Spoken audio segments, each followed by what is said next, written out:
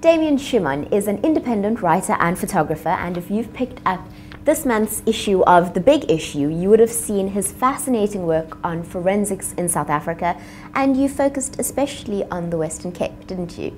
Yes, that's right. Well, thank you so much for joining me today. Yeah, thanks so much for having me. Now, as I said, you've been focusing specifically on forensics in South Africa, and this expose in The Big Issue is actually part 2. So would you tell us where you started off?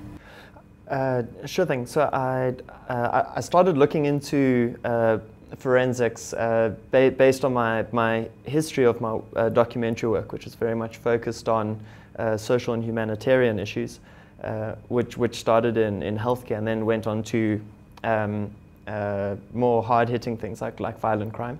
And it was a natural progression, I suppose, wanting to find stories which focus on issues that we are facing within our communities and ways to overcome this.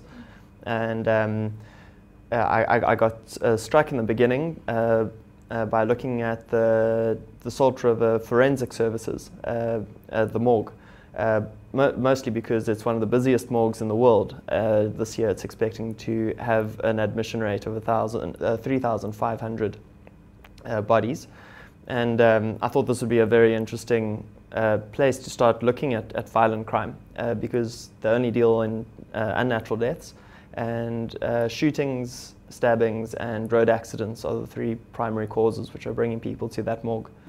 And what we don't realize as just sort of ordinary South Africans is that they're really specialized teams of people dealing with very specialist work, especially at that particular morgue. Yes, that's right. So you've got your forensic pathologists, which are doing all of the autopsies, and which is actually a very important job, because through their skills that you're talking about, they relive the moments that led up to a person's death. So, for example, like abrasions on skin can show if there was a sign of retaliation or conflict. The entry holes, whether it be by a knife or a sharp object or blunt object or a bullet, can explain how far away the murderer was at this time, and all of this information ultimately is concluded to find the cause of death, which is then used in court to seek justice.